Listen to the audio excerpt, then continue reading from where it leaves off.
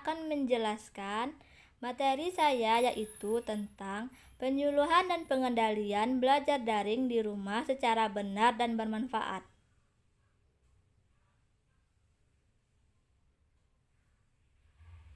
Ada yang tahu apa itu pembelajaran daring selama di rumah?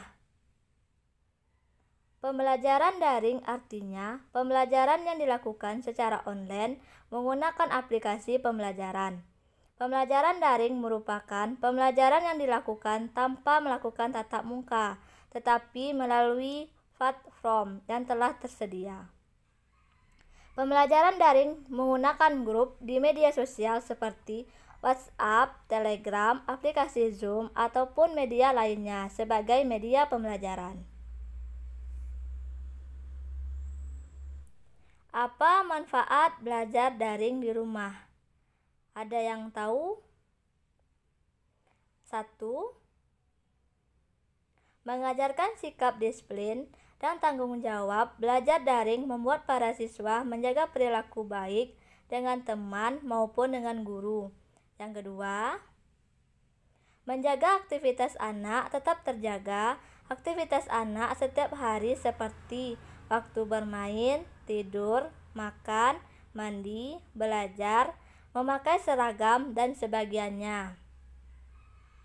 Yang ketiga, mengendali potensi anak. Orang tua akan lebih mudah mengendali potensi anak jika dapat mengarahkannya dengan tepat waktu. Yang keempat, mendeteksi gangguan tubuh kembang anak seperti belum dapat mengendali warna, terlambat bicara, sulit menghafal, justru dapat terdeteksi melalui belajar daring ini. 5 tips belajar daring yang efektif di rumah. Ada yang tahu? Saya akan menjelaskan. Yang pertama, belajar mandiri, tidak manja dan tidak menunggu arahan dari Bapak Ibu guru. Ketika tugas telah diberikan, mencari materi dengan searching Google. Yang kedua, mendengarkan rekaman pembelajaran untuk memudahkan siswa dalam mengerjakan aktivitas seperti menyapu, mengepel, dan lain-lain. Yang ketiga, membuat daftar checklist tugas untuk memudahkan siswa mengingat tugas yang telah selesai dan belum selesai. Yang keempat, kerja kelompok secara daring lewat via WhatsApp atau video call dengan teman sekaligus bisa melepas rindu.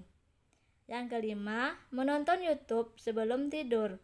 Menonton YouTube seputar tugas agar lebih menyenangkan otak dan tidak ada kesan membebani. Ada 8 tips belajar daring di rumah dengan menyenangkan.